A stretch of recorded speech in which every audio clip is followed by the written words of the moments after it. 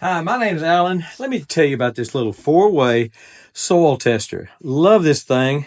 I've gone a long time without a soil tester, and I just can't believe I didn't buy one of these years ago.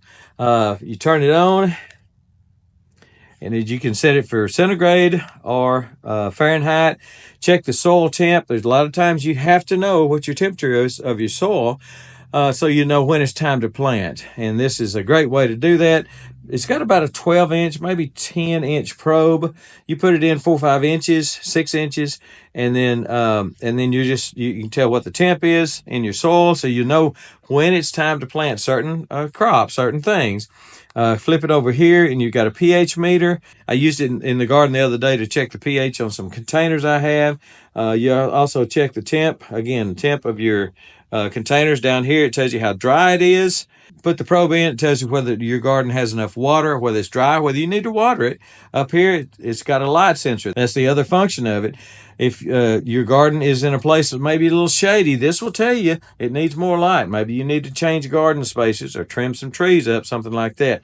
So I tell you what, I wish I'd have had this 40 years ago. I've been gardening for at least 40 years, and I wish I'd have had it then. Turn it, long hold, and it's off, on.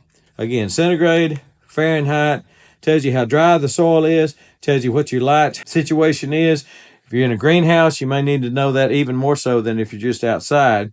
And then this will tell the pH. And I mean, as soon as you put it in there, it starts moving.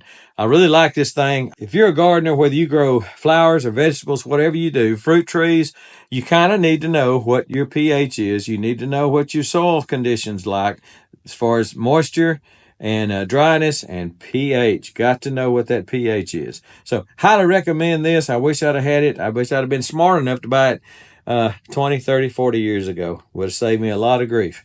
Really like it. I know you're going to like it too. And I hope that helps you.